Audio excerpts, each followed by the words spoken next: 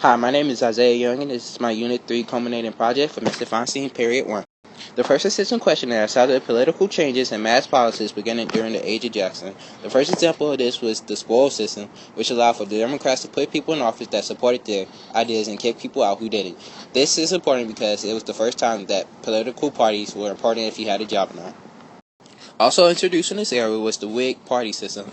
This was the first time that the party system had changed again for a while after the Federalists had dispersed a while earlier. Now, there was competition and political rivalry once again picked up.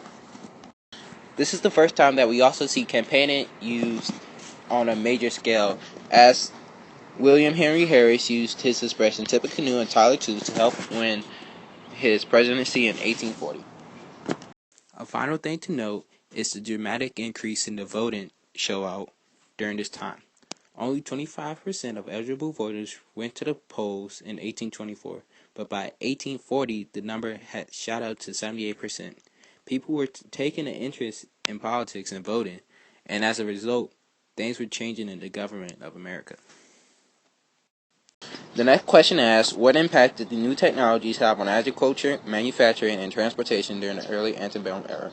The first example of this was the cotton gin invented by Eli Whitney, which heavily increased the business in America during that era. It was by far the most important invention because it would lead to more slavery, which will eventually lead to the Civil War, and also a lot of money for the South that will set up the country's financial. Interchangeable parts was also another brainchild of Eli Whitney. It allowed for similar pieces specifically for guns to be easily replaced by similar parts. This easy construction and repairs making production way more affectionate and cost-effective. Similar to interchangeable parts, the assembly line made things more productive as far as time-wise go and also more cost-effective. Made mostly for northern areas, it helped for places that didn't have a lot of places to farm to make money and more profitable. Another important invention was made by Elias Howe in 1844 called the sewing machine. It was yet another invention in the antebellum era, and it also helped to increase the value of cotton by increasing its demand. It made clothes more readily available and made factory working even more important. The next question asks, in what ways did the Second Great Awakening lead to an era of reform in antebellum America? The first way is that people started to see that it was immoral to keep a person held captive and a slave. People made many movements to become abolitionists, and soon the movement for abolition was moving full force, thanks to the Second Great Awakening. Another reform movement that was affected by the Second Great Awakening ideals was that for the women's right. But the same reason I used for that of the abolitionists, people were beginning to see people as human, and one inequality they realized was that of women. With leaders such as Elizabeth Cady Stanton and Abigail Adams, women's rights began to come out. Another reform movement that was affected by Second Great Awakening ideals was that for school reform. And many liberal arts colleges were popping up in the South, not necessarily for the educational values, but for pride of the city. But with people like Horace Mann and William McGuffey, soon schools were heading down the right path. Another movement affected by the Second Great Awakening was that of the temperance. People were starting to look down on people who was publicly drunk and beating up on their wives. Due to their religious views, they seen this as impure, and the people who were influenced by this were called the Old Deluder. The next question asks, how did cotton rise parallel to the Southern reliance on slavery? Cotton was very important in the South. It's even said that inside of Britain, 78% of cotton in the world leading industrial power had came from United States Southern farms. This became why the Southern had the belief that cotton was king. Another reason why slavery was very important is because many white farmers didn't want to work the cotton themselves. The cotton working was very tedious and required strong hands and people who were ready to do the work. Since they didn't feel like doing it themselves, they had to hire someone else to do it, which is why slavery was very important to cotton. Looking at the chart, you can see that as more slaves were added, more supply was able, and therefore decreasing the cost and increasing the demand. So having slavery greatly helped the sale of cotton. In order to fully understand the situation, I want you to look at the graph above and see how it directly relates to slavery. On the graph on the left, you see that there was a major increase in the production of cottons in this era, and to the right, that you see in those cities, slavery also increased, which is a direct answer to the question. The next essential question is, what territories did America acquire during the antebellum era, and what impact did those new areas cause? One such area was Oregon County, which was jointly shared between Britain and the U.S. Americans wanted to split the two, so there was a dispute about what to do and what line was to be made. The final agreement was the 49-degree line. This was agreed upon, and a final Oregon County could now be settled by the U.S. One of the biggest states acquired during this time was that of Texas after their declaring independence from Mexico, and a very sticky situation as far as why they should get annexed. The U.S. finally annexed them, and Texas became a state in the U.S. After the Mexican War was over, there was a big struggle coming up with a satisfiable treaty. With conflict mostly being led by Nicholas P. Trent, a compromise was made in the Treaty of Guadalupe Hidalgo, which gave America over half America on the West Coast, including California legally. Another important purchase to notice is that of the Gatchin purchase, which acquired land south of New Mexico that will futurely lead to the Transcontinental Railroad to be made. This was a very important process because that railroad will become very important. The next question asks, how did two slavery compromises in 1850 and 1854 stall but not prevent civil war? The first compromise was the Compromise of 1850. Issues regarding slavery was hot in 1850. In order to calm the people down, a compromise was in order.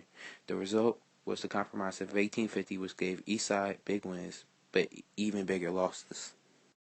The biggest loss for the North was allowing the Fugitive Slave Law to be passed.